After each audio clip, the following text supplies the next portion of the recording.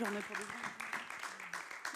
Bonsoir, merci beaucoup d'être venu ce soir à cette rencontre avec Catherine Cusset autour de la définition du bonheur que cette écrivaine merveilleuse vient de faire paraître chez Gallimard, son éditeur de toujours. Alors, pour vous situer très brièvement le texte qui va être lu, voilà, donc dans la définition du bonheur, on croise les destinées de Clarisse et d'Ève. L'une vit à Paris, l'autre à New York. L'une vit son existence sur le mode de l'intensité, quand l'autre choisit une forme de prudence. Leurs deux trajectoires vont finir par se croiser, on le sait dès le départ, quand on en apprend la mort de Clarisse, à l'enterrement de laquelle se rend Ève. Mais n'allons pas trop vite. Et dans l'extrait que vous allez lire, Catherine, elles sont devenues proches et elles vont assister ensemble à une rencontre dans un lieu que vous reconnaîtrez peut-être. Voilà. Oui, c'est vrai que je n'ai pas choisi le passage peut-être le plus caractéristique ou le plus important de mon roman, mais c'est vrai qu'étant à la Maison de la Poésie, j'ai eu l'impression qu'il s'imposait. Rien de tout cela n'a été exprimé lorsque je suis passée par Paris fin décembre, avant d'aller en Bretagne, où nous fêtions Noël avec toute la famille. J'ai retrouvé Clarisse dans un bistrot de Saint-Paul. Nous avons mangé un steak tartare bien arrosé de tabasco avec des frites très salées, un autre goût commun, mais je ne l'ai pas invitée à nous rejoindre en Bretagne et elle ne m'a pas proposé de rester chez elle à Paris, alors que Boris n'était plus un obstacle et que le Marais où elle habitait était mieux situé que la banlieue où vivaient mes parents. Elle semblait résignée à la rupture et passait ses journées dans des cinémas d'arrêt d'essai où elle voyait 3 ou 4 films étrangers d'affilée. Elle avait une nouvelle perspective. Fin mars, elle s'envolerait au Japon pour 1 mois, ayant trouvé un billet pour Tokyo à 400 €. Elle n'était pas allée en Asie depuis la mort d'Alberto et cela lui manquait. C'est dans ce bistrot, alors que nous avions commencé à constater notre différence et aurions pu glisser hors de la vie l'une de l'autre, que le destin a créé un de ces coups de dés qui changent les trajectoires. Clarisse a levé les yeux et son regard s'est figé sur quelque chose derrière moi. Je me suis retournée. La télévision était allumée, un romancier était interviewé. Il n'y a qu'en France qu'on peut entendre dans un café un écrivain à la télévision. « Tu as lu son livre, Clarisse ?»« Non, mais je le connais. Je faisais partie de son groupe d'écriture. »« C'est l'écrivain qui t'a découragée d'écrire ? Tu lui fais trop d'honneur. Je me suis découragée toute seule. »« Sébastien Belair, vous pensez donc que, a dit la journaliste qui l'interviewait. J'ai sursauté et me suis tournée à nouveau vers l'écran. Je n'en croyais pas mes oreilles ni mes yeux. C'est Sébastien Belair ? Il avait une barbe, des lunettes, un début de calvitie et 20 kilos de plus. Il est vrai que je ne reconnais pas mes amis quand ils changent de coiffure. Oui, pourquoi ? Le monde est petit. Moi aussi, je l'ai connu. À New York, il y a longtemps. Il a changé. Il était beaucoup plus mince. Tu l'as rencontré où ? Son fils allait à l'école maternelle de Houston. Les yeux de Clarisse se sont plissés. C'est le Français avec qui tu as eu une aventure ? Ma rougeur a répondu pour moi. Tu as trompé Paul avec cette enflure ? Il était beau à l'époque. Ce n'est pas la question. D'ailleurs, il n'est pas mal, même avec quelques kilos en plus. Mais ce type ne pense qu'au succès. Je parie qu'il t'a couché dans un de ses romans. Je sentais qu'elle cherchait à la confrontation et j'aurais préféré m'y dérober. Mais elle mettait le doigt sur quelque chose dont je n'avais parlé à personne. Bingo, la boulangère de Ploumor. Son roman inspiré par l'affaire Villemain ? Où un gosse se noie pendant que sa mère fait l'amour avec un romancier qui s'est retiré dans son village pour écrire ? Ça ne se passe pas à New York. Il a changé le lieu, mais c'est notre histoire. La boulangère, c'est moi. J'avais éprouvé un immense malaise en lisant ce livre paru 2 ans après notre liaison. J'avais reconnu des phrases que j'avais prononcées. Il avait dû prendre des notes. Mais surtout, à un jour près, j'aurais pu être dans les bras de Sébastien à Paris, pendant qu'Anna mourait d'une méningite à New York. Je lui avais laissé un message pour lui dire que ma fille était très malade. Il en avait fait un roman. Il a eu le grand prix des lectrices de Elle pour ce livre, a repris Clarisse. Il a dû se faire un fric fou avec le film en plus. Je l'ai entendu dire qu'un enfant mort dans un roman, c'était la recette du succès. Ça fait pleurer les bonnes femmes, et ce sont elles qui lisent. Ce mec est d'un cynisme. J'ai abondé dans son sens. On a changé de sujet. Au retour de Bretagne, début janvier, quand j'ai revu Clarisse au même bistrot place Saint-Paul, sans ma famille rentrée à New York, Elle semblait sortie du tunnel. Elle m'a tendu une enveloppe. « Bon anniversaire !» L'enveloppe contenait 2 billets pour une conférence que Sébastien Beller donnait le lendemain à la Maison de la Poésie. Je croyais que tu le détestais. On ne peut pas ne pas célébrer l'incroyable coïncidence de connaître le même homme. Quand j'ai vu que cette conférence avait lieu la veille de ton départ, c'était comme un appel du pied. J'ai eu du mal à obtenir les billets, c'est complet.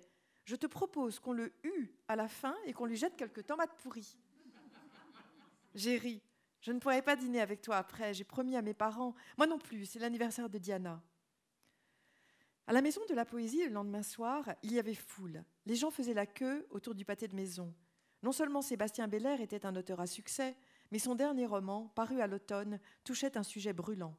Un récit d'abus sexuels qui venait de sortir provoquait un scandale à propos des mœurs du monde littéraire parisien dans le sillage du mouvement MeToo. Le roman de Sébastien mettait en scène un pédophile, un romancier de 40 ans, qui avait une histoire d'amour avec une lycéenne de 14 ans. Sébastien Beller estimait qu'on était adulte quand on avait l'âge du désir et que la loi n'avait pas à interférer quand 2 adultes se désiraient. Son roman, disait-il, était une version moderne de Roméo et Juliette et luttait contre le politiquement correct qui avait envahi la société. Le jury d'hommes qui lui avait octroyé un des grands prix littéraires de l'automne était clairement d'accord avec lui. La foule présente, surtout des femmes, l'attendait au tournant.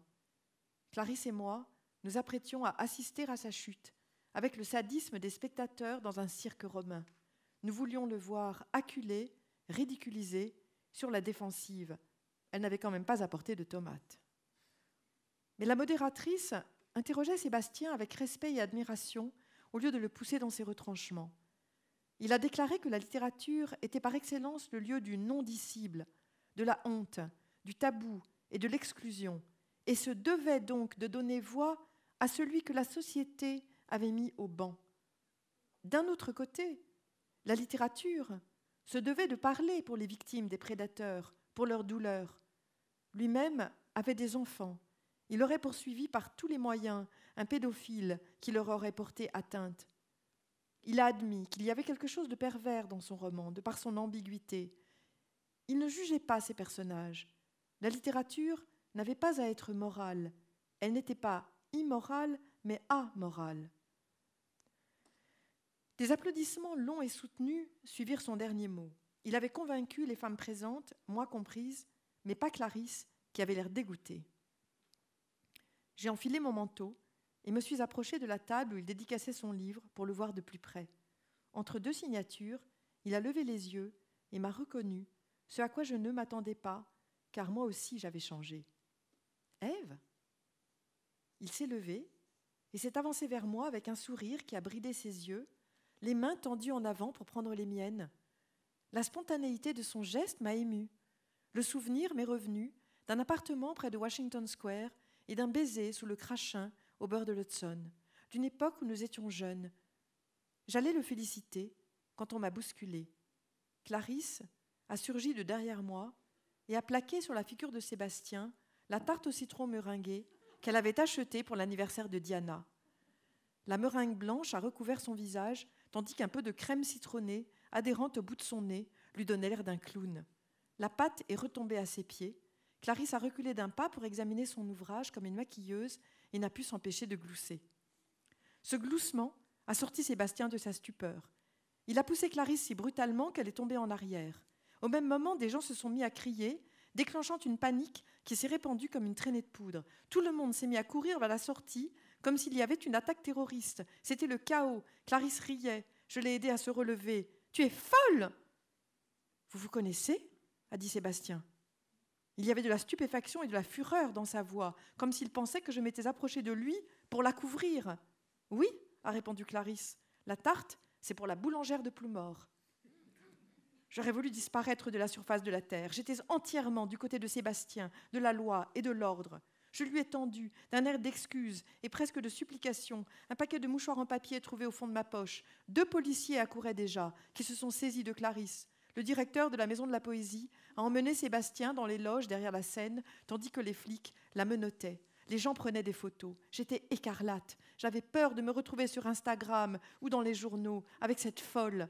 J'ai suivi Clarisse jusqu'au commissariat, à 3 minutes de là, dans une rue juste derrière Beaubourg. Les gens dehors nous dévisageaient. Ils devaient penser que cette élégante femme de 50 ans, menottée et hilare, avait été prise en flagrant délit de vol. Nous avons passé 2 heures au poste. Elle a été interrogée pendant que j'attendais dans le hall. Ni Sébastien, ni le directeur de la Maison de la Poésie n'ont déposé de plainte et Clarisse a été libérée. Le flic qui l'a accompagnée jusqu'à la porte parlait avec elle de musique brésilienne. J'ai cru qu'il allait lui demander son numéro. Nous avons pris la rue Rambuteau. « Qu'est-ce qui t'a pris, Clarisse ? Tu es complètement dingue. Et l'anniversaire de Diana, tu devais apporter le gâteau. » Une tarte de chez Mulot en plus, que j'avais payé les yeux de la tête. Si j'avais su, j'aurais acheté un gâteau bien crémeux chez les Chinois de Belleville. Au moins, ce n'était pas planifié, tu me rassures. Mais pourquoi ? J'étais en colère. Quand j'ai vu qu'il t'enroulait à nouveau autour de son petit doigt, j'ai agi sans réfléchir. Les mots ne suffisaient pas, il fallait un geste pour lui clore le bec. Mais qu'est-ce qu'il t'a fait ? Tu as aimé qu'il se serve de toi ? Qu'il fasse mourir un gosse alors que ta fille y est presque restée ? Je t'ai vengée. Je ne t'ai rien demandé. Ève, ne t'inquiète pas pour lui. Tu connais Noël Godin, l'entarteur belge ? La première personne qui l'a entarté, c'est Marguerite Duras, en 1969.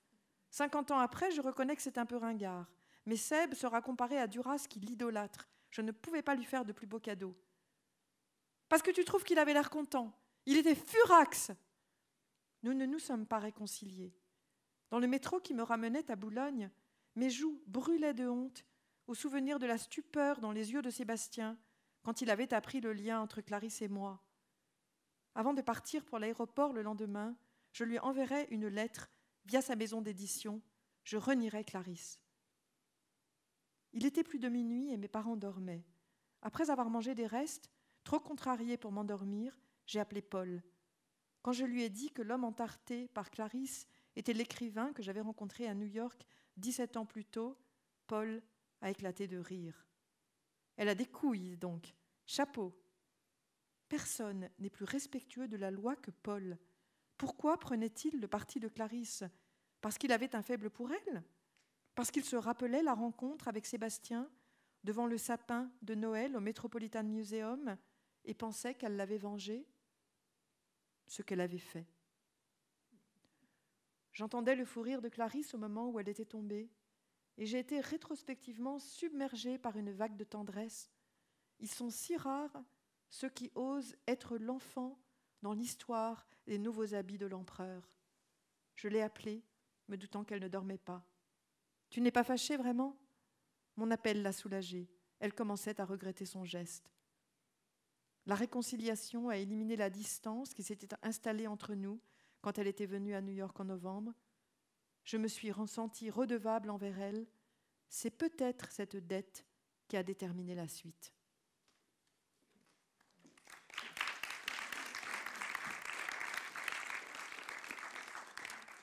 Merci beaucoup, Catherine Cusset. Alors, vous avez hésité sur le passage à lire ce soir. Et quand on en a discuté, vous avez dit « Mais c'est mon grand problème, j'ai du mal à choisir. » Et alors, je me suis demandé si, au fond, ce roman qui suit les trajectoires de 2 personnages très différents, aux options très différentes de vie, n'était pas une manière de transcrire dans un roman cette difficulté à choisir. On ne choisit pas le personnage qu'on suit, on en suit 2 très différents. Ça, c'est pas faux, en fait. J'y ai jamais pensé en ces termes. Souvent, on me pose la question plutôt du choix, des choix de mes personnages, des choix qu'elles ont faits. Et ça, c'est quelque chose qui me paraît... Enfin, je suis pas sûre que ça soit juste parce que je suis pas tout à fait sûre. Il y a certainement des gens qui font des choix, mais très souvent, les choix se font, quoi. Les jeux sont faits, les choix sont faits, en fait. Peut-être que d'ailleurs, finalement, pour le choix de texte de ce soir, c'était déjà là sans que je le sache, hein, dans mon hésitation entre 4 passages différents, les autres passages étant beaucoup plus dramatiques, où il arrivait des choses tout à fait terribles à mes personnages. Celui-là était finalement beaucoup moins dramatique. Moi, je préfère lire les passages dramatiques. Bon, j'ai eu un petit coup de pouce de Raphaël Léris, quand même, qui m'a dit le clin d'œil à la Maison de la Poésie, pourquoi pas. Donc finalement, c'est vrai que j'ai tendance à... voilà, non, mais le choix, c'est un vrai problème, hein. Moi, je fais partie de ces gens qui comment on dit en français, toss a coin, qui jette une pièce, mais pas parce que la pièce va décider pour moi. C'est pas comme ça. C'est plutôt que si je prends la pièce et que je la jette, je me donne l'autorisation de la jeter 10 fois de suite. Parce que je sens que quelque part, en jetant la pièce, mon choix va se... Je vais arriver à le lire. C'est-à-dire qu'il est déjà là, il est fait le choix. C'est juste que j'arrive pas à me lire, en fait. Et je sais pas ce que je veux, mais en fait, le choix existe déjà. C'est-à-dire qu'en fait, quelque part, je suis très leibnizienne. Vous voyez, c'est mes vieux restes de Kant qui me reviennent. C'est-à-dire que tout est lié, tout est déjà écrit quelque part. Et vous savez, c'est comme... c'est dans Zadig, en fait, de Voltaire, hein, qui est un texte très leibnizien, où à un moment, il est reçu, Zadig reçu chez un... je me rappelle plus, c'est un souvenir qui a monté à mes 18 ans, donc c'est un peu lointain, mais ils sont reçus très très bien chez un homme qui les reçoit généreusement, et le lendemain, il est avec quelqu'un d'autre qui, je crois, je ne me rappelle plus, enfin, assassine cet homme ou lui jette ses biens. Enfin, et ça dit, mais enfin, pourquoi? Et l'autre lui explique que tout est lié, que ceci est lié à cela. Et c'est un peu le sentiment que j'ai. C'est qu'en fait, nous ne sommes, en termes de liberté, je ne suis pas sûre que nous soyons vraiment libres. Tout est déjà là, tout est déjà écrit. Il faut simplement que nous arrivions à retrouver notre choix qui est écrit quelque part. Bref. Je suis pas, puis je vous vois pas, donc moi j'arrive pas à parler dans le noir déjà. Est-ce que la question se pose forcément après une lecture à haute voix, et puis vous entendez l'effet qu'elle produit. Est-ce que vous écrivez à l'oreille? Mais en fait, je voudrais répondre à la question d'avant. Je m'aperçois tout à coup que c'est quand même une question que me pose Raphaël pour ceux qui n'ont pas lu le livre, et pour que j'explique quand même qu'il y a 2 personnages. C'est peut-être ça qu'il fallait dire d'abord, qu'il y a en effet 2 personnages qui sont Clarisse et Ève, qui sont nées toutes les 2 au début des années 60, 63 et 64. Et le roman, il est vraiment né du personnage de Clarisse quand même. Il est vraiment né de cette Clarisse très intense, très, très passionnée, qui vit les choses jusqu'au bout et qui est celle... à qui arrivent les choses les plus douloureuses dans le roman, que moi je conçois comme un personnage tragique, mais qui est tout le temps dans le recommencement, qui a une soif de vivre absolument incroyable, et qui, au fur et à mesure que le temps passe, quand elle atteint elle a été abandonnée, son père l'a abandonnée, elle avait 2 ans, et puis son mari, et puis son grand amour, et son fils part au bout du monde, mais quand elle a la cinquantaine, elle est toujours aussi séduisante, et il y a chez elle un amour de la vie, un amour des hommes qu'on sent en elle, et voilà, moi je tombe amoureuse de ce personnage-là que j'ai inventé à partir de femmes comme ça que j'ai rencontrées. Et j'ai créé en effet Ève en contrepoint. Je ne sais pas si c'est une question de choix, mais plutôt parce que c'était pas juste une vie qui m'intéressait, c'était ces 2 vies différentes, parce qu'à la fin, je les faisais se rejoindre, et qu'en les faisant se rejoindre, les 2 personnages se voyaient l'une par les yeux de l'autre. Et c'était ça qui m'intéressait, c'est-à-dire comment... on est quand même déterminé énormément par le rapport à l'autre. Enfin, je pense qu'on en parlera après, donc je vais m'arrêter là. D'accord. Alors, du coup, la question sur est-ce que vous écrivez à l'oreille tombe un peu à côté, mais quand même c'est intéressant étant donné qu'on entend la réaction immédiate du public. Donc, est-ce que vous écrivez à l'oreille? Ça veut dire quoi, écrire à l'oreille? Est-ce que la sonorité est quelque chose à laquelle vous faites très attention? Est-ce qu'éventuellement vous relisez soit à voix haute, soit dans votre tête à une forme de voix haute mentale? Alors c'est tout à fait mental, quoique c'est très très bien de lire à voix haute. C'est-à-dire que quand j'ai l'occasion de lire un passage à voix haute, ça m'est arrivé très souvent. C'est ce que faisait Flaubert, il lisait à voix haute. C'est vrai que c'est la seule façon d'apercevoir une répétition d'un mot, ou des sons. Enfin, souvent, il y a des allitérations, des assonances dans les phrases. On sent qu'une phrase glisse mieux qu'une autre. Donc, moi, je ne suis pas du tout poète. Je n'ai jamais écrit de poésie. J'ai beaucoup de respect pour les poètes. Mais évidemment, oui, bien sûr, il y a une oreille interne, intérieure, qui passe par les yeux, quand même, cette oreille, puisque je lis. Et c'est ça ce qui fait la différence entre une bonne et une mauvaise phrase. C'est en général 1 ou 2 mots en trop ou qu'on enlève. Et parfois, ça peut être aussi, il peut manquer un mot. Il m'arrive de couper très souvent, parce que je retravaille énormément les textes et j'ai tendance à énormément couper. Il m'arrive de trop couper. Et en relisant, je m'aperçois qu'il y a quelque chose qui ne va pas dans le rythme de la phrase. Et donc, au contraire, il faut remettre. Parfois, je veux enlever justement, parce que je me dis, cette information, on n'en a pas besoin, puisque je la mets ailleurs. donc c'est pas la peine. Mais en fait, elle était nécessaire au rythme de la phrase. Donc c'est quand même toujours une question de rythme. Et j'imagine que si on parle de rythme, on parle forcément d'oreille. Le personnage de Sébastien qu'on voit dans cette scène a un rôle un petit peu annexe, mais pas tant que ça, parce que quand même il a à la fois une aventure avec Ève, c'est son seul écart vis-à-vis d'une vie de prudence, et puis il anime un atelier d'écriture auquel participe Clarisse. Et il dit, vous lui faites dire dans une émission sur France Culture, je suis un vrai tâcheron, mes premiers gestes sont d'une médiocrité terrible. Pour moi, l'écriture, ce n'est que de la réécriture. Alors, puisque justement vous disiez ça, c'est un texte qui est qui est très destiné à nous raconter les trajectoires de cette femme, etc. Tout ce qui sort un peu a un sens. Alors, est-ce que Seb, c'est vous de ce point de vue-là? De ce point de vue-là, c'est-à-dire que quand je le fais parler d'écriture, et après il y a aussi il a une conversation à un moment avec Ève où Ève lui parle de la cuisine. Et qu'il compare la cuisine à l'écriture. Et là aussi, je ne sais pas si vous vous rappelez ce passage où elle déjà, elle compare, parce que Ève a fait des études classiques, elle avait une mère professeure d'histoire, elle était un peu programmée pour devenir professeure, ce qu'elle est devenue d'ailleurs, elle a fait une agrégation de lettres classiques, comme moi, je dois bien l'avouer, et du thème grec, comme moi. Et ce qu'elle dit sur le thème grec, c'est quelque chose en fait qui, voilà, dans un roman, même si c'est un roman avec des personnages complètement fictifs, c'est évident que y aura toujours des choses qui viennent de soi, très personnelles. Et donc elle lui parle du thème grec et elle lui parle de la cuisine. Et Seb lui répond que l'écriture c'est pareil.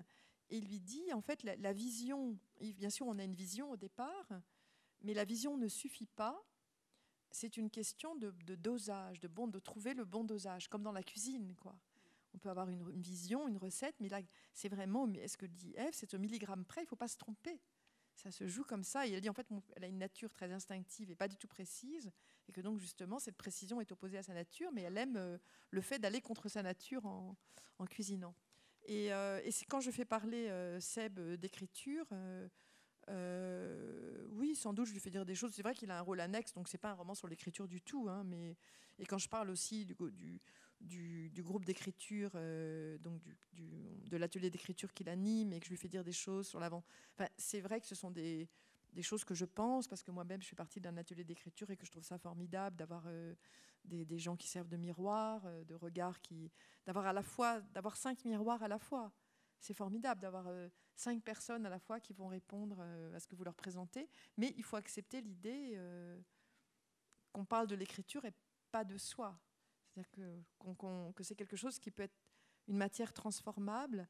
Et vous savez, ce qui est très difficile avec l'écriture, c'est que l'écriture est quand même quelque chose d'intime.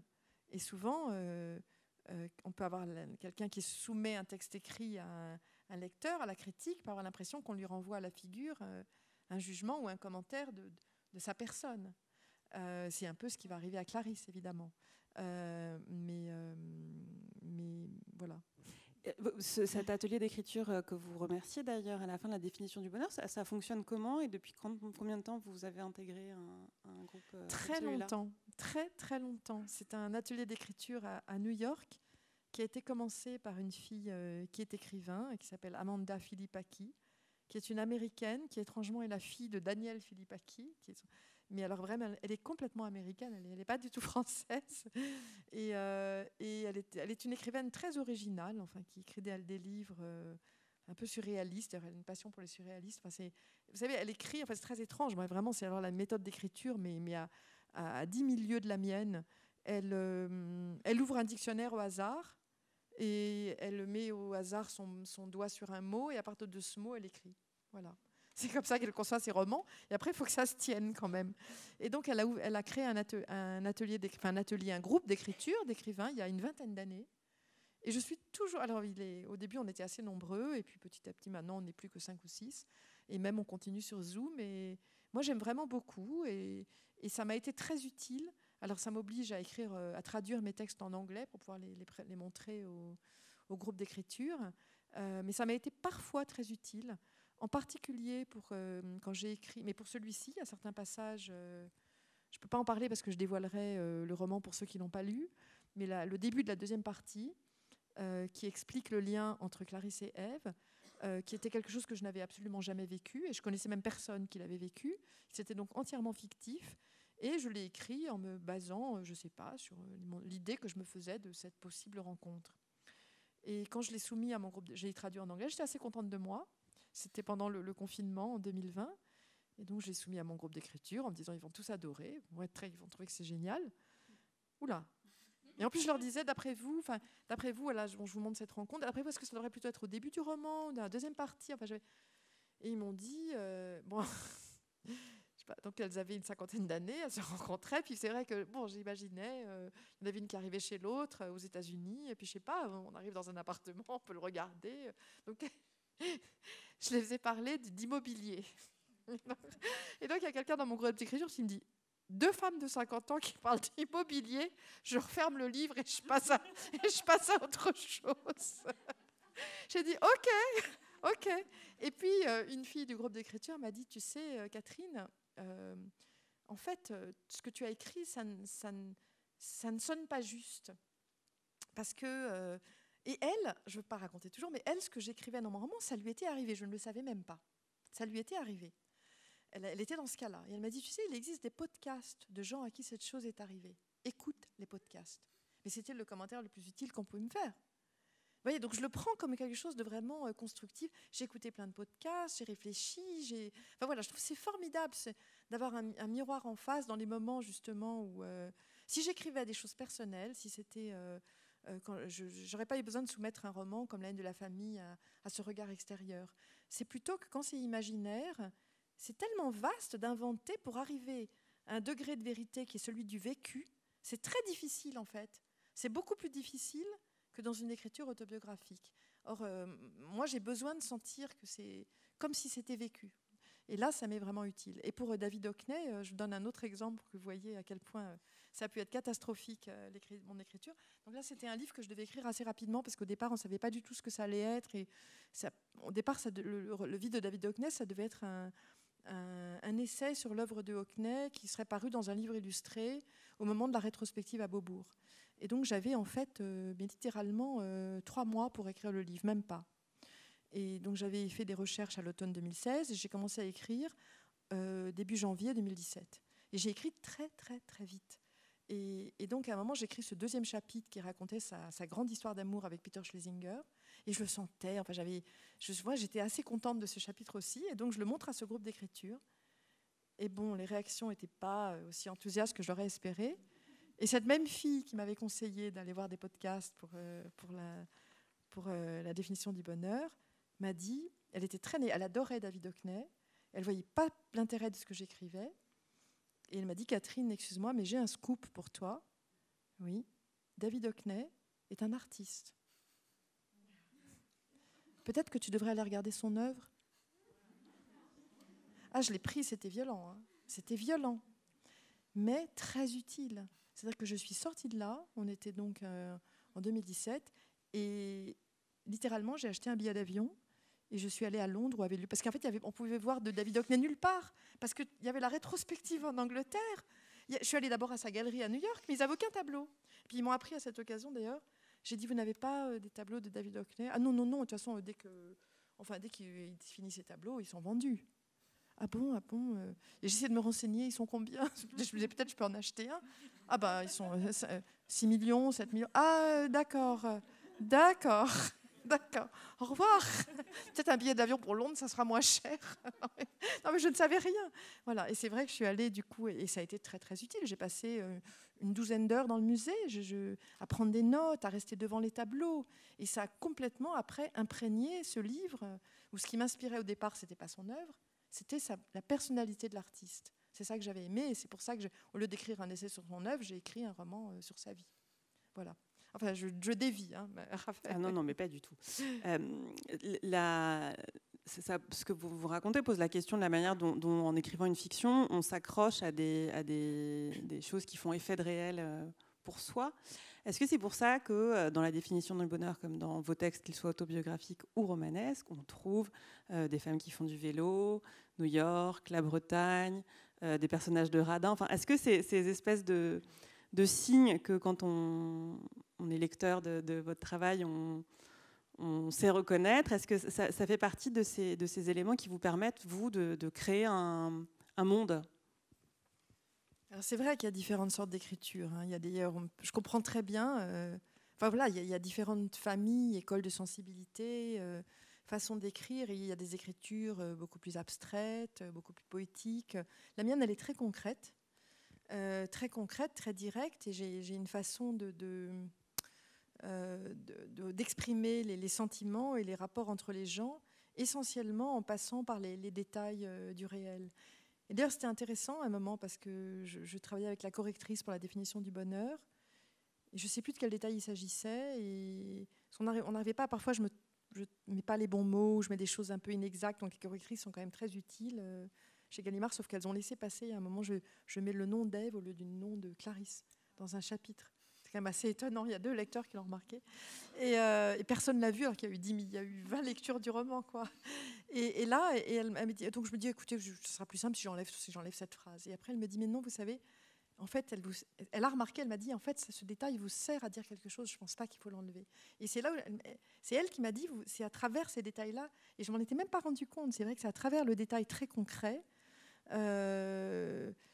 Bon, par exemple, vous dites elles font du vélo. C'est pas que je l'ai décrit en train de faire du vélo, hein, c'est pas la question. Mais le chapitre, par exemple, où Ève accompagne sa fille, donc elle a sa petite fille très malade à la maison, et elle accompagne sa cadette à l'école maternelle sur le vélo. Elle laisse sa fille toute seule le matin. Elle n'a pas le choix parce que le père est parti au travail. Et donc elle accompagne sa petite à vélo. Et en rentrant, alors que c'est un jour glacé d'hiver à New York, en rentrant sur son vélo avec le siège à bébé vide derrière, elle brûle un feu rouge dans une rue déserte. Et pas de chance, elle est arrêtée par des flics. Et donc pourquoi, vous me direz, pourquoi ce détail ? Alors ce détail me sert à construire une tension, tout simplement, une espèce de frustration qui monte, parce qu'elle est en fait en train d'attendre, ou je ne sais plus à quel moment c'est, mais elle sait qu'elle va aller retrouver cet amant à Paris. Et la petite est malade. Évidemment, il y a une inquiétude de la maladie de cette petite fille parce qu'elle veut partir. Et donc, après avoir dû payer cette amende, donc on sent à travers payer une amende à Paris, que ce soit en voiture ou en vélo, ça énerve les gens. À New York aussi, hein, je vous jure. Ça énerve. Donc, il y a une sorte d'énervement incroyable. Elle rentre chez elle et qu'est-ce qu'elle voit sur la porte ? Un bout de papier qui dit dans un anglais approximatif « Little girl in my store at corner ». Elle entre chez elle, elle appelle sa fille Anna, sa petite fille de 7 ans. Personne ne répond. Et sa petite fille en pyjama est sortie dans la rue par moins 10 degrés. Tout à coup, elle a une fièvre incroyable. Et donc, elle récupère sa fille. Et cette mère est dans une colère folle. Parce qu'elle sent tout comme des obstacles, en fait, à ce désir d'aller retrouver cet homme à Paris. Donc, tout ça, tous ces détails, qui sont des détails que j'ai pu prendre ici et là, me servent uniquement à construire une tension, tout simplement. Donc, c'est à travers... si je réponds à votre question, j'espère que ce ne sont jamais des détails inutiles, quoi qu'il peut en rester des détails inutiles. Parfois, on décrit quelque chose, je ne sais pas, on a l'impression que c'est important et ce n'est pas important. D'ailleurs, j'y pense souvent davantage qu'avant. Quand j'écris maintenant, je me pose davantage la question de est-ce que ce détail sert à quelque chose ou pas. Je ne me suis pas toujours autant posé la question avant, donc c'est possible. Enfin, j'espère que... Voilà, bref. Alors, votre réponse m'intéressait beaucoup, mais c'était aussi sur la manière dont on crée des livres qui ont un air de famille entre eux, dont les personnages ont un air de famille d'un texte à l'autre, c'est-à-dire que ces caractéristiques qu'on retrouve régulièrement dans les lieux, dans les habitudes des uns et des autres, alors qu'ils peuvent être chez les femmes, chez les hommes, en tout cas, ces détails auxquels on se dit « Ah, ça c'est un livre de Catherine Cusset, parce qu'à un moment donné, on sera à la pointe de Crozon, qu'on soit dans un roman ou dans un texte plus biographique, ou parce que quand on a lu Confession d'une radine et qu'on voit arriver le mari, Andric, le mari de Clarisse, qui a un léger problème avec l'argent, mais qu'on a pu aussi croiser dans le problème avec Jane, la question du rapport à l'argent. Tout ça, ça vous permet aussi de créer une œuvre avec des échos d'un texte à l'autre. Oui, d'abord déjà, c'est vrai, et je l'ai écrit dans Confession d'une radine, hein, je le dis que vraiment, pour moi, l'homme radin, c'est l'homme non désirable par excellence. Je ne sais même pas comment on peut désirer un radin. tout en écrivant Confession d'une radine. J'ai besoin mon mari m'a séduite par sa générosité. Vous savez, en Amérique, on donne des grands pourboires. Enfin voilà, il y a la largesse, la magnanimité, toutes ces. Mais c'est évident que les lieux, déjà New York, c'est le fait d'avoir vécu 30 ans aux États-Unis. C'est sûr que New York se retrouve dans tous mes livres. Il arrive qu'on me demande, mais pourquoi vos livres sont à New York? Je suis inspirée par les lieux, mais encore que parce que ce roman-ci, donc Ève vit à New York, donc toute sa vie d'adulte est à New York, et je la fais vivre. Ce ne sont pas les lieux, c'est quand même downtown, c'est-à-dire le bas de la ville où moi j'ai vécu aussi, mais ce ne sont pas les lieux où j'ai vécu. Et là, l'appartement où elle vit, qui est cette épicerie, cette ancienne épicerie hongroise qui n'a pas de fenêtre, avec cette vitrine qui donne sur la rue, et cette vitrine étant le seul endroit par où passe la lumière, mais comme elle sert de cagibi, où s'empilent les poussettes, les skis, tout ce qui, les caisses. Donc évidemment, il n'y a aucune lumière dans l'appartement. Et j'ai connu des gens qui avaient cet appartement-là, et ce lieu m'a énormément inspirée. C'est un lieu sans lumière, évidemment. Alors il n'est pas cher, c'est pour ça qu'ils y habitent, c'est parce que c'est pas cher du tout et qu'il y a de l'espace. C'est la première raison pour laquelle, évidemment, avoir de l'espace et ne pas avoir un loyer important quand on n'a pas beaucoup d'argent, c'est évidemment essentiel. Mais en même temps, pour Ève, l'obsession de la lumière va jouer un rôle aussi dans le roman. Et puis, la maison à Brooklyn, à la fin, je connais plein de jeunes couples new-yorkais. Moi, j'habitais pas à Brooklyn, mais je l'ai fait emménager à Brooklyn. Donc, c'est pas forcément mes lieux à moi, mais en même temps, la Bretagne, oui, c'est vrai, vous avez raison. J'imagine que les lieux où je vis se retrouvent dans mes romans. Je ne sais pas si c'est ça qui crée un univers, c'est quand même peut-être plus l'écriture que les lieux. Mais... Oui, bien sûr, mais il y a aussi une espèce de familiarité qui se noue entre l'auteur et le lecteur, qui peut passer aussi par des personnages qui peuvent avoir des goûts qu'on retrouve. Il y a quelque chose de cette familiarité et entre les personnages et entre les lecteurs et les personnages qui est important. Je crois que vous êtes une écrivaine attachée à la question du lecteur. Oui. Dans quel sens ? L'effet que vous allez produire sur lui, ne pas l'embêter, vous m'avez entendu dire ce rapport au rythme. C'est vrai, je le dis. Mais bon, pas du tout au départ de l'écriture d'un livre. C'est-à-dire au départ... je n'y pense absolument pas, parce que je crois que même que c'est un peu... ce serait catastrophique d'écrire avec l'idée qu'est-ce qui va plaire au lecteur. C'est un peu il faut surtout arriver à se détacher de cette question-là, sinon c'est la fin de la littérature. Je pense que vous serez d'accord. Mais par contre, c'est plutôt dans une deuxième ou troisième étape. C'est parce que je me méfie de moi, que je pense que j'ai une bonne dose de narcissisme, d'autocomplaisance. C'est pour ça que mon groupe d'écriture est tellement utile. C'est un peu ce que raconte Ève à propos du thème grec. C'est quelque chose qui vient... pour moi, c'est le modèle de l'écriture. Quand l'année où j'ai fait du thème grec, donc l'année de mes 21 ans, c'est devenu une métaphore pour moi, c'est de quelque chose. Donc je faisais un thème grec. Donc je traduisais... pardon, juste le principe du thème grec. Alors je traduisais de français en grec. Ce qui est quand même assez rare. Je ne sais pas si ça existe encore aujourd'hui. Et donc, vous traduisez de français en grec. Donc, j'avais aucune idée de ce que je faisais. Et je vais traduire le mot ordinateur ou traduire n'importe quel texte en grec. Donc, forcément, je produisais quelque chose de magnifique. Où je mettais toute ma connaissance du grec. J'avais des dictionnaires et je faisais quelque chose. J'avais l'impression vraiment que c'était... je ne voyais pas une seule faute. Non, je l'aurais corrigé, évidemment, si j'avais vu une faute. Et puis, je recevais ma note donc qui approchait les moins 45. Parce que ça va très vite le thème grec. C'est 5 points par barbarisme, je ne sais pas combien par solécisme, une faute d'accent, ça fait des points en moins. Et donc, c'était pour moi catastrophique parce que je passais l'agrégation, je le faisais très sérieusement. J'ai quand même eu l'impression d'être dans un couvent pendant toutes ces années de classe préparatoire. J'ai vraiment l'impression d'avoir traversé de mes 17 à 21 ans, mais alors no fun, vraiment. Je travaillais de 7h du matin à minuit. Ma mère qui est dans la salle pour en témoigner, mais il ne faut rien dire, maman. Mais vraiment, j'étais épouvantable pour les autres autour de moi, pour ma famille. C'était toujours taisez-vous, je travaille. Et je travaillais tout le temps, mais il n'y avait pas de dimanche, pas d'heure de liberté. Et quand il y a eu l'agrégation, je peux vous dire que je voulais une chose, c'est je fini cette putain d'agrégation et j'arrête. Et c'est terminé. Or, le dernier thème grec avant l'agrégation, moins 45. Et là, j'ai pensé, non, mais je peux pas m'en prendre encore une année comme ça. Et j'ai développé cette méthode qui a été très utile un mois après pour la grecque, c'est-à-dire de relire mon texte en partant du dernier mot, à l'envers. Et donc de dire, voilà, ce mot, donc de l'enlever de la phrase. Vous voyez, vous lisez quand vous lisez quelque chose, il y a une sorte de continuité. Dans mon roman, si la correctrice ne voit pas le mot de nom de Ève à la place de Clarisse, c'est qu'on est pris dans une phrase. On ne voit plus au bout d'un moment. On ne voit plus. Et donc là, tout à coup, je sortais du flux de la phrase et du dernier mot, ce mot, quelle est sa fonction dans la phrase? À quoi il sert? Et je remontais comme ça. Et ben, j'ai corrigé les fautes. Et alors à la fin, vous avez combien pendant la grecque? Mais vous ne le croirez pas, j'ai été première en thème grec. Oh, non, mais c'est pour moi, c'est quelle leçon! C'est là. Pour moi, c'est le seul accomplissement de ma vie. C'est vraiment la chose la plus incroyable. J'ai jamais été bonne en latin et en grec. Pour moi, c'est le résultat du travail, quoi.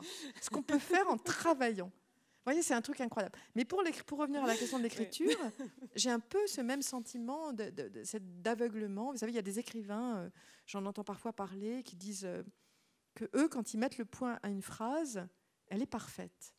Et j'ai une admiration incroyable. Et parfois, il y a des écrivains qui écrivent mais une phrase par jour. Écrire une page par jour, pour eux, c'est énorme.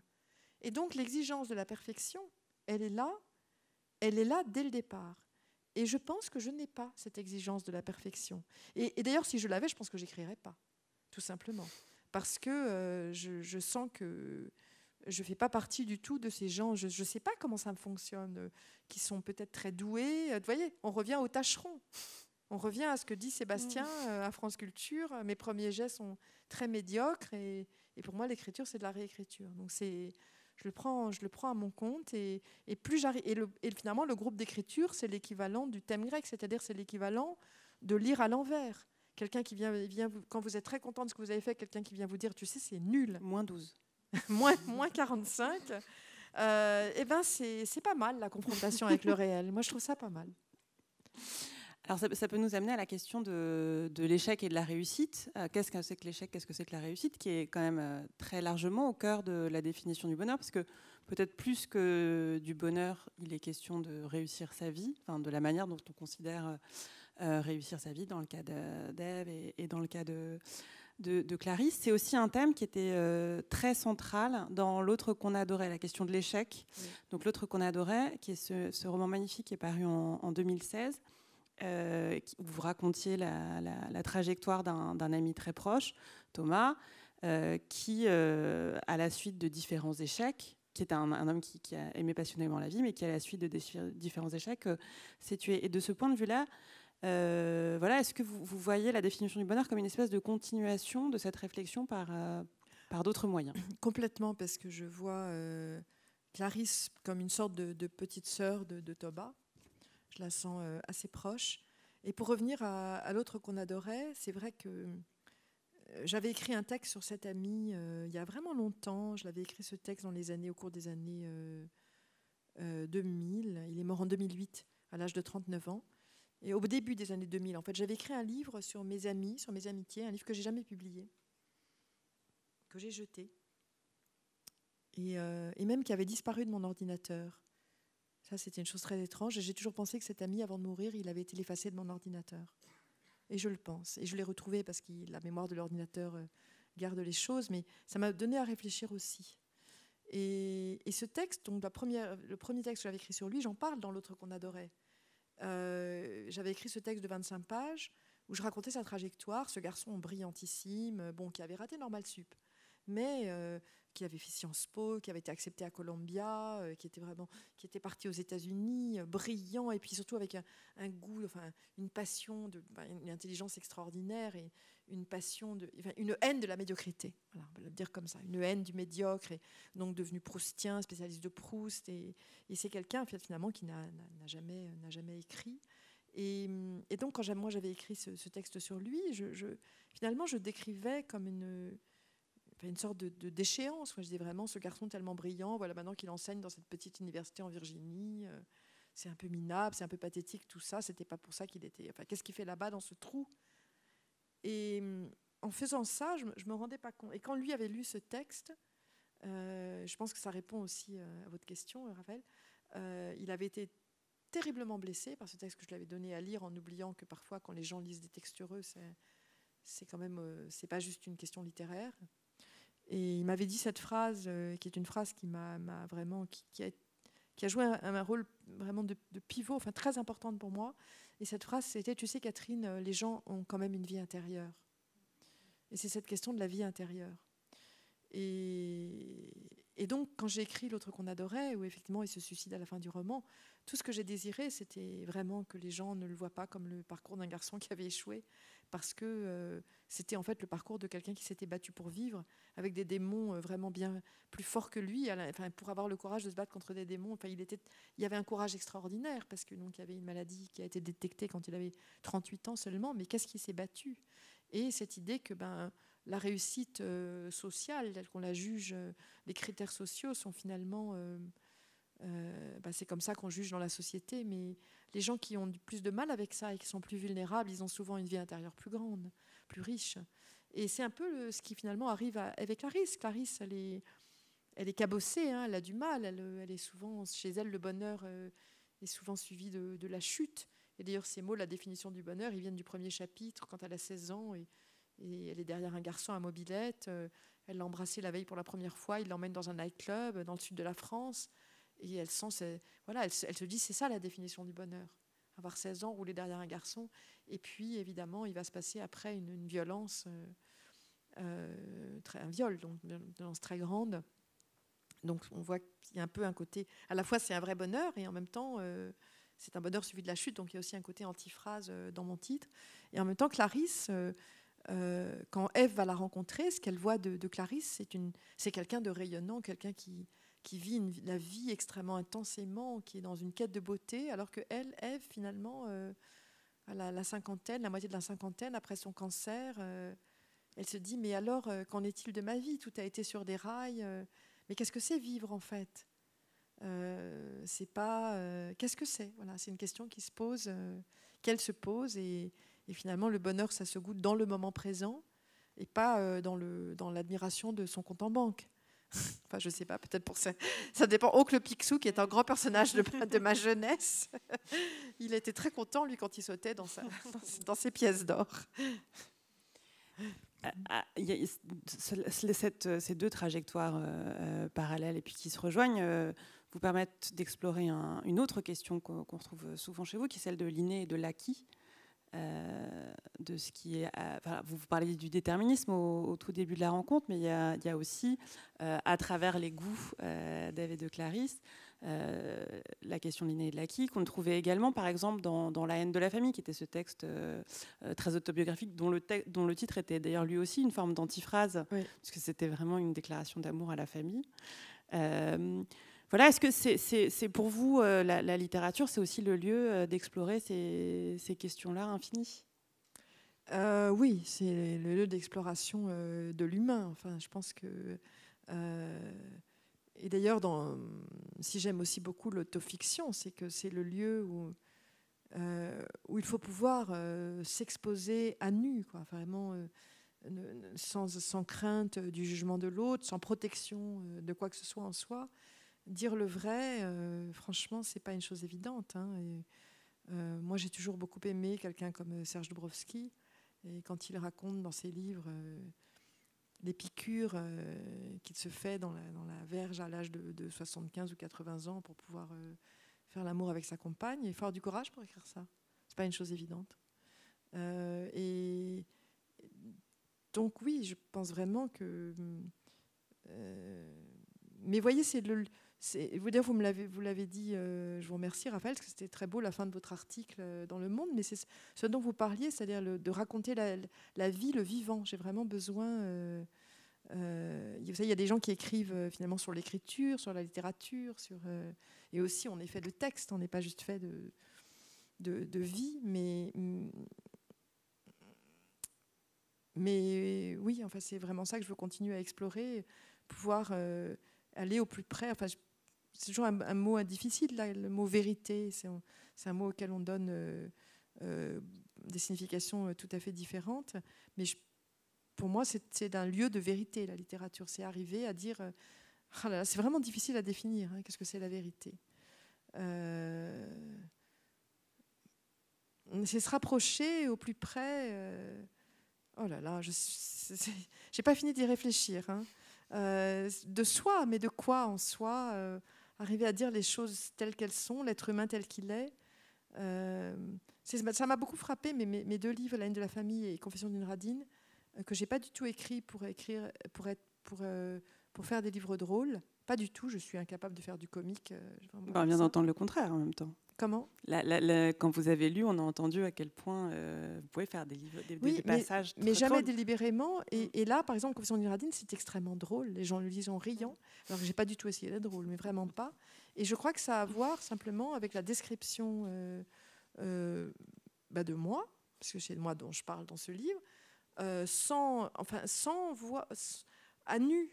Et je pense que tout simplement, nous avons des comportements souvent très absurdes, que ce soit dans le rapport en société ou même le rapport. Enfin, voilà, c'est intéressant de décrire. Je dis n'importe quoi, je vais pas m'arrêter. C'est intéressant de décrire l'être humain. Bah oui, c'est pas rien. Est-ce que vous diriez que à travers ces 2 vies, c'est aussi un roman générationnel que vous écrivez? Il y a les musiques qui parcourent les vies d'Ève et Clarisse, notamment Francis Cabrel, enfin, la musique populaire, mais aussi la musique plus considérée comme plus haute. Il y a les événements mondiaux qui se produisent en arrière-plan de leur vie, mais qui peuvent avoir des impacts sur la leur. Est-ce que vous diriez, dans la définition du bonheur, que c'est aussi un roman générationnel? Bon, c'est pas du tout ce que j'ai essayé de faire non plus. J'ai pas essayé de faire le portrait d'une génération. J'ai vraiment essayé de décrire ces 2 femmes au tempérament opposé, et qui de fait sont nées toutes les 2 au début des années 60. Alors, est-ce que des femmes nées au début des années 90 seraient différentes ou au début des années 2000? Je ne le sais pas, on verra. Je me pose souvent la question, est-ce que le rapport à l'amour, au désir, à la famille, est-ce que tout ça va changer ou pas? On n'a pas la réponse, en fait, on ne sait pas. Je sais pas, j'imagine que les sociologues et les psychologues font des études. Moi, je crois quand même à l'universalité de certains sentiments. La souffrance de la jalousie, de l'abandon, même au temps du féminisme, on dit on s'en débrouille très bien sans eux ou sans elles. J'ai du mal à croire qu'une rupture quand on aime quelqu'un ou un désamour ne produise pas de souffrance. Je crois aussi à l'amitié, à l'amour. Ça me paraît quand même... vous voyez, je crois à une certaine forme d'universalité des sentiments. Et d'ailleurs, c'est ça j'aime de tout temps dans la littérature. Donc, du coup, si je parle d'universalité, ça transcende aussi le temps. Et donc, je ne pense pas que ça soit simplement générationnel. Mais c'est vrai que la définition du bonheur, c'est quand même la description d'une époque. Parce on les suit depuis la fin des années 70. Avec cette chanson, je dois vous avouer que moi, je ne connais pas du tout la musique. Et quand j'ai décrit l'épisode de Clarisse dans ce club de vacances en 79, j'ai cherché sur Internet quel était le tube qui passait en 79. Et j'ai vu que c'était Je l'aime à mourir. Je l'ai écouté, je ne le connaissais même pas. J'avais entendu, entre nous, j'avais entendu Baptiste Liger le chanter dans le train de Brive. Baptiste Liger qui est critique littéraire et joueur de piano, chanteur de karaoké. Mais je ne connais rien, je dis j'ai fait des études jusqu'à 22 ans et après je suis partie en Amérique. Donc je suis vraiment au niveau de la culture absolument d'une ignorance vraiment incroyable. Et pareil pour l'autre qu'on adorait, où il a une passion du jazz, j'ai tout découvert en écrivant le livre. Donc voilà, donc il y a ces références culturelles. Bon, forcément, le 11 septembre, le Bataclan, elles appartiennent à leur époque. Forcément, elles sont l'une vit à Paris, l'autre à New York. De toute façon, le 11 septembre, tout le monde l'a vécu dans le monde entier. Donc c'est vrai que j'ai des références à des événements qui traversent leur vie, qui les affectent aussi, comme ils ont affecté les vies de tout le monde ces dernières décennies.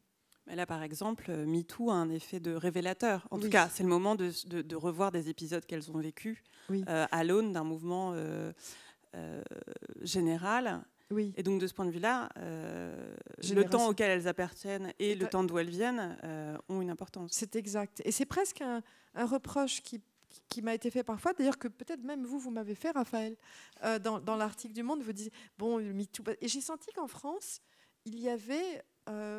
une sorte, je ne savais pas du tout en fait, parce que vraiment de ne pas vivre là, une sorte de fatigue, bon c'est bon, les femmes victimes, on en a un peu assez, etc. Mais je crois que c'est à cause de la traduction de MeToo en français. MeToo a été traduit en français, balance ton porc. C'est quand même étrange, MeToo, moi aussi. Il me semble que moi aussi, et balance ton porc, c'est pas pareil, on est d'accord. Et là, vraiment, ce qui moi me paraît essentiel dans le MeToo, c'est moi aussi. C'est-à-dire pas un geste agressif à l'égard des hommes. Vous allez voir ce qu'on va vous faire, on va vous couper les couilles. Enfin, pas du tout ça. Mais moi aussi, ça m'est arrivé. Moi aussi, j'ai été agressée. Moi aussi, j'ai été violée. Et dans le cas de Clarisse, donc, qui a été violée à 16 ans, sa réaction est très typique je ne sais pas comment ça se passerait aujourd'hui, mais en tout cas d'une jeune fille dans les années 70, à la fin des années 70, c'est-à-dire une honte totale, une impression de culpabilité, que c'est elle qui s'est fourrée dans ce pétrin, que c'est sa faute, qu'elle est stupide et que vraiment elle peut en parler à personne parce que tout le monde va lui dire ma pauvre fille, c'est ta faute. Donc déjà elle ne peut pas en parler à l'époque et elle est extrêmement affectée évidemment par ce qui lui est arrivé. Et après, quand on la parle pour la première fois, 20 ans plus tard, c'est devant ses parents, parce qu'ils sont en train de parler d'un viol qui a eu lieu dans le RER. Et le père dit, parce que il dit voilà, le père qui est raciste dit s'il y avait moins d'Arabes, il y aurait moins de viols. Et Clarisse lui dit écoute, papa, moi j'ai été violée à 16 ans et c'était par 3 blancs, voilà, et juifs. Et donc voilà, et devant les parents réagissent par un silence total. Ils ne disent rien. Et c'est comme c'était un déni du viol, comme une deuxième violence qu'elle subit. Et finalement, le seul accès à la parole, c'est avec le mouvement MeToo. Tout à coup, d'entendre à la radio, d'entendre tout le temps des femmes qui disent moi aussi. Et vous voyez, moi, je ne l'ai pas vécu. Je ne l'ai pas vécu parce que moi, je n'ai pas subi cette violence-là. Donc, ce n'est pas du tout en mon nom. Mais vraiment, je le vois par rapport à des amis à moi, l'effet qu'a pu avoir ce mouvement de libération de la parole. Alors évidemment, forcément, avec des excès, dès qu'il y a un mouvement, forcément, les mouvements, ça va aussi vers des excès. Voilà. Mais ce n'est pas du tout un roman sur le mouvement MeToo, c'est un roman sur une époque. Et pour Clarisse, ça joue un rôle, en effet, important, de libération. Avant qu'on se sépare et que vous alliez signer à la librairie de la Maison de la Poésie, je voulais vous demander si vous étiez déjà sur le texte suivant. Est-ce que vous êtes une écrivaine à projets successifs ?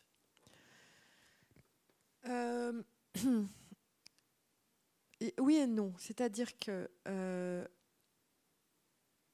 un roman, il naît pour moi de chantiers. Enfin, quand je vais me remettre à écrire, il y a en général plusieurs chantiers et je ne sais pas au début lequel va vraiment devenir un roman. Parce qu'il faut que le désir soit assez fort. Quand j'ai écrit L'autre qu'on adorait, j'étais en train d'écrire un roman que je n'ai jamais écrit ensuite, mais dont j'avais écrit bien une bonne centaine de pages et je l'ai arrêté, je ne l'ai jamais repris.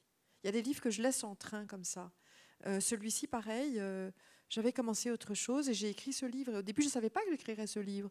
Et j'en parlais à New York, j'ai une psy, donc je parle souvent d'écriture à ma psy. Et quand je lui parlais de cette idée vague qui commençait à se dessiner de ces deux personnages, je n'y croyais pas trop. Je disais, oh, elle y croyait. C'est intéressant parce qu'elle me disait, non, je sens qu'il y a quelque chose. Et c'était un vrai soutien, c'était très utile pour moi. Je me disais, qu'est-ce qu'elle entend, donc qu'est-ce qu'elle sent quand j'en parle, qui fait penser qu'il y a quelque chose. Moi, j'avais peur d'être tout simplement influencée par l'amie prodigieuse. Je me disais, ça y est, j'ai fait rentrer dans la tête, et donc j'imagine cette relation entre deux femmes. Voilà. Et au début, je pensais que c'était ça, et que j'avais rien d'autre. Et puis, il y avait donc d'autres chantiers que j'ai aussi abandonnés. Et donc, je ne sais pas du tout. Je ne suis pas en train d'écrire en ce moment parce que nous venons de déménager des États-Unis, qu'on se réinstalle en France, que la promotion d'un roman en France, c'est intense parce qu'il y a des salons du livre tous les week-ends, des librairies et des émissions. Enfin, c'est un peu non-stop comme ça, les 2-3 mois que dure la sortie du livre. Ça va s'arrêter très, très prochainement. Et j'attends avec une certaine curiosité et petite inquiétude la page blanche, parce que j'ai la hantise de la page blanche, la hantise du vide, et en même temps il n'y a que de là que naît l'écriture, donc on en parlait tout à l'heure, il faut bien s'y confronter, et donc je ne sais pas ce que sera la suite. Voilà. Mais vous serez aidé par votre psy new-yorkaise, par votre groupe d'écriture et par le souvenir du thème grec. Voilà, la fille à béquille. Merci infiniment, Catherine Cusset. Et donc, si vous souhaitez avoir un exemplaire dédicacé, ça se passe à la librairie. Merci beaucoup. Merci, bonne soirée. Raphaël. Merci Raphaël.